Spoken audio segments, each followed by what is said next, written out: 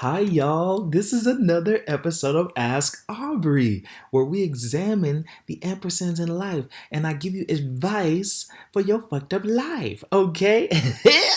So, we have another question. Y'all keep sending these emails, y'all, because they are juicy, they are insightful, I don't have any more adjectives, like I need to look in my thesaurus. So, shut the fuck up and let's get into it, okay? Oh, yeah, and I'm Aubrey O'Shea. I give the best advice on this side of heaven. Don't I? When Jesus left, baby, he just left me. And I don't know, I feel sorry for y'all. Okay. Okay, so let's get into the question. Hey, Aubrey, here's the thing. I've been in a relationship with my boyfriend for 2 years now. Things are great. We met at a concert in LA and we've been inseparable ever since. I would be lying if I said we didn't move fast when we first met. We had sex during the first week of getting to know each other. Maybe the first week. What about the first few hours? Been there, done that, got the t-shirts, it's in the closet, and I wear it every now and then. All right, back to the question. We had sex during the first week of getting to know each other. This was out of character for me to move so fast. Girl, stop lying. But I felt very comfortable with him. Okay. Our chemistry wasn't. No, that's actually very true because a lot of women feel uncomfortable with men. And if they felt more comfortable around you, man, maybe you would get more pussy. I ain't gonna hold you, bro. All right. So, back to the question. We had sex during the first week of getting to know each other. This was out of character for me to move so fast, but I felt very comfortable with him. Our chemistry was insane, and we instantly felt a connection sexually before we ever physically touched or kissed. Did y'all meet on we met at a concert? Okay. Um Here's my issue. I'm currently at a place in my life where I want to practice celibacy. And y'all been in a relationship for 2 years? Okay. This is difficult to do because we're not on the same page. Should I stay with him and not pursue celibacy? Girl, what? Why do you want to be celibate? What makes you want to be celibate? Or should I leave the relationship altogether? Girl, what? Girl, just be honest and say he's giving you UTIs because it's dusty dick. It's dusty. Okay. I struggle with this because he's really a good guy. Okay, side note. I've actually told people that I want to be celibate because I didn't want to have sex with them anymore. It wasn't because I wasn't having sex. I didn't want to have sex. It's because I didn't want to have sex with them. Okay? So maybe that's what's going on, girl. Why do you want to be celibate? Did you go to church and you felt convicted? Maybe if you got married, would that change your stance on celibacy? I don't know. I need to look up the definition of celibacy. One moment. According to the dictionary, celibacy is the state of abstaining from marriage and sexual relations. Let's look at the word abstain because I feel like maybe instead of being celibate, you might want to be abstinent. Abstinence is often considered a temporary choice, while celibacy is a lifestyle commitment. People who practice abstinence do not necessarily have a vow or promise to never have sex. Again, they may choose to abstain from sex for a certain period, such as during their teenage years, before marriage, or after becoming addicted to sex. They can resume sexual activity when the time is right. In contrast, people who practice celibacy have made a vow or promise to never have sex in their lives. I was about to say sex again, but in your case, sex again. Celibacy is often practiced by religious people such as priests and nuns. It's rare to find people who are celibate for reasons that aren't religious. So, girl, who was you watching on TBN that made you want to be celibate? What church did you go to? Who was it? Freddie Haynes? TD Jakes? Benny Hinn? Jesse Duplantis? Because I don't know. It sounds more like you want to be abstinent than celibate. But let's get back to the question. Should I stay with him and not pursue celibacy or leave the relationship altogether? I struggle with this because he's really a good guy. A piece of me feels guilty because we started off so soon having a physical relationship and now I want to change that. I just want us to focus on each other outside of the physical aspect of our relationship. I'm not sure what to do. Okay. Well, looking at the definition of celibacy, baby, you got to leave the relationship anyway because you can't have none of that. Baby, none of it. So I think you want to just be absent. You want to abstain. Abstain means to take a break temporarily from anything that you got going on, whether it's TV, food, or in your case, sex. Yeah, I don't know how your man is gonna feel about that, homegirl, because y'all been together for 2 years. Now I can see if it was like 6 months in, you like, you know what? I'm having these issues. I want to get to know you on a deeper level. We've been doing this for a few months. Let's pause for the cause. That's more. That makes more sense. To be dating somebody from 2 years, getting it in, getting it popping, and then all of a sudden you're gonna put the brakes on the girl. What's going on? He's not going to understand that. After 2 years, you don't know this man after 2 years?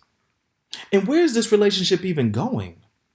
Do you feel like it's going to be a long-term situation? 2 years is not anything to scoff at, don't get me wrong. But do you think this is something that's going to lead into marriage? Something that is substantially a good investment?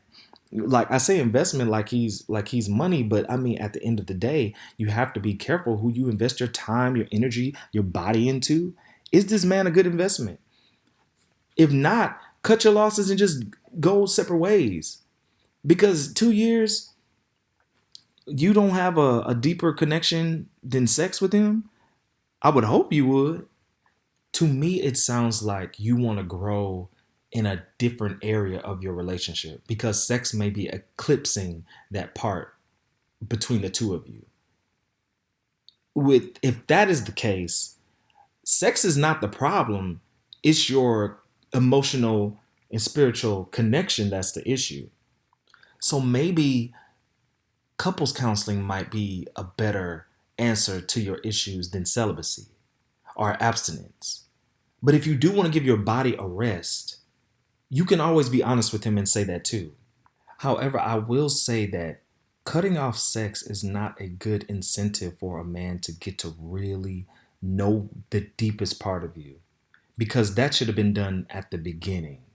So you kind of working backwards. So men really don't change as much as you would want them to because many men are not self-aware. So you putting the brakes on the sex for him to get to know you deeply and for y'all both to get to know each other deeply. 9 times out of 10, you know him way more than he really knows you. So, lady, 2 years, you want to put a break on the sex so y'all can focus more on the levels that don't include sex. Girl, you better off going to find somebody else. I ain't even gonna hold you. Find somebody else. Leave this nigga because it's not gonna work. It's not. It's not gonna work. If it's been 2 years and he's not tried to get to know you deeply, or you don't know each other deeply, or have that connection, and it was based off sex in the first place, that's all it's going to be. There's nothing that's going to incentivize this man to get to know you better. And if you do leave, and if he says that, oh, I want to get married, da da da, that is a knee-jerk reaction. A response is not the same as a reaction. So, that ain't gonna work. That is not gonna work, lady. I know might be an unpopular opinion because you might be like, yeah, give him a break. No, what you're wanting is deeper than sex, and what he's been giving you for 2 years seems like it's been very surface level. And baby, that's out of this man. That's all you're gonna get. Anything else is gonna be superficial. I don't know. That's just my thoughts on it. You asked me, and I'm gonna give you what I think. So leave that nigga alone, or just leave that nigga alone. That's all I'm gonna say. So thank you for writing into me. I really, really appreciate that. I wish you the best in your endeavors and in your relationship. May it be strengthened.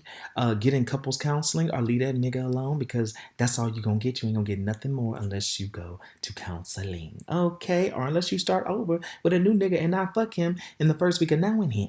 Okay? Wait, ampersand, ampersand, ampersand. Conversely, there are people who have had sex on the first date and have been together for 20 years and have a great, fruitful relationship. It's not about having sex on the first date. It's not about being sexually driven. It's about who you're sexually driven with. because you can have that relationship, that encounter on the first date, and it be with somebody who is committed to getting to know you on a deeper level as well. Because oftentimes sex is just fucking sex. I don't believe soul ties and stuff come into the equation unless you're emotionally engrafted with them. That's my opinion, because there's a lot of people you can just have one offs with and it be whoop de doo. But as soon as you start developing that emotional, interpersonal connection, that deep shit with them, then you start acting like them when you have sex with them. Then you develop, their personality. It's weird. That's for another episode as well. Because some of y'all ladies know exactly what I'm talking about.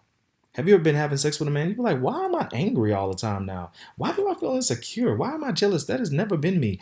Baby, you're taking on his essence. And men the same way. Gay men the same way.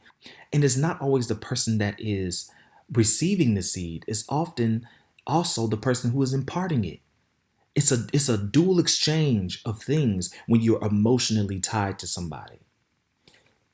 Believe it or not. So you got to really examine who you getting with, whether it be first night smash or a one night stand, or it be I'm waiting for 3 months and then I'm gonna get this nigga the cookies. It depends on the quality of the person, and that takes introspection, because chemistry don't really give us much intel or data when it comes to what a person really is made of.